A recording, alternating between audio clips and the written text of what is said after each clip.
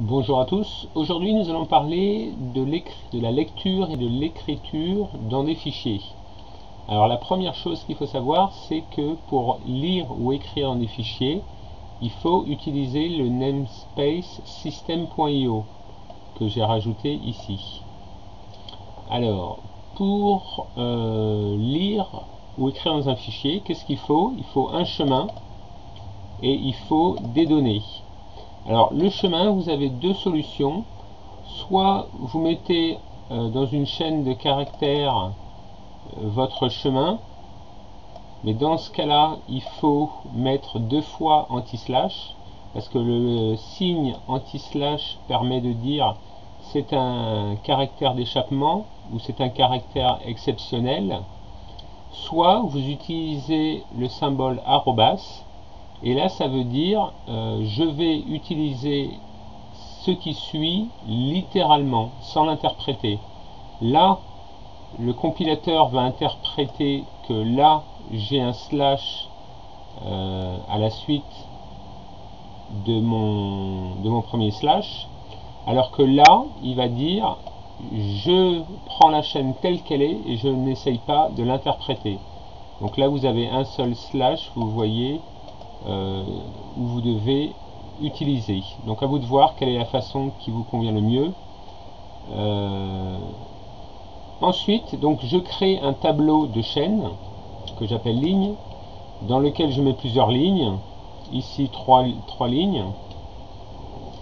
Et je vais essayer d'écrire. Donc la classe s'appelle file, la méthode s'appelle writeAllLines. writeAllLines, il a besoin d'un chemin et des données. Alors, on a vu dans les vidéos précédentes les exceptions. Donc là, c'est un très bon exemple d'utilisation des exceptions. C'est que quand vous allez écrire sur un fichier, ou le lire d'ailleurs, on ne va pas savoir si il risque d'avoir des exceptions. Est-ce que le répertoire, il existe? Sinon, je vais dire que le répertoire n'a pas été trouvé. Et en l'occurrence, je l'affiche. Comme ça, l'utilisateur pourra bien dire ah bah oui, en effet, Z n'existe pas, par exemple. Est-ce que le drive, il existe? Je peux dire W, essaye d'écrire sur W, il va me dire W ça n'existe pas. Donc le lecteur n'existe pas. Donc là je prends ma variable fichier chemin et je lui extrais la sous-chaîne qui commence à 0 et prend 3 caractères, c'est-à-dire C2 points anti-slash.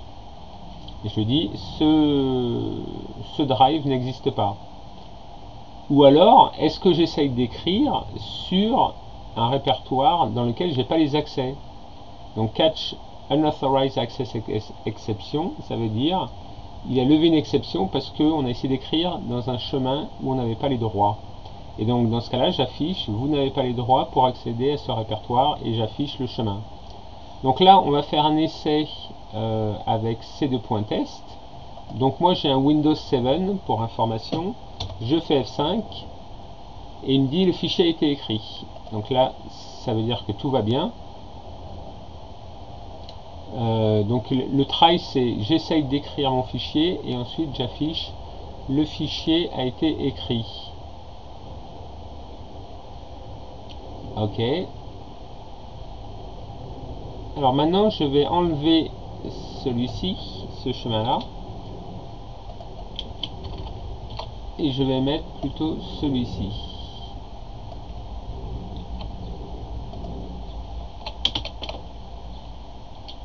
Voilà. Et si je fais F5, et ben ça marche. Donc il y a plusieurs méthodes dans la classe file et au cours des prochaines vidéos, je vais les expliquer une après l'autre pour vous donner un exemple de chaque. Alors là j'ai montré qu'on peut mettre plusieurs catchs.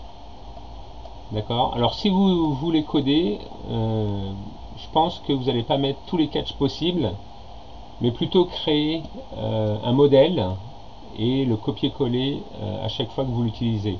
Moi dans les vidéos, je vais m'assurer que le chemin est bon, que j'ai les droits et que ça fonctionne sans try-catch. Mais dans un vrai programme, il faudrait les utiliser bien sûr. Voilà, donc merci d'avoir vu cette vidéo et à bientôt pour une prochaine vidéo.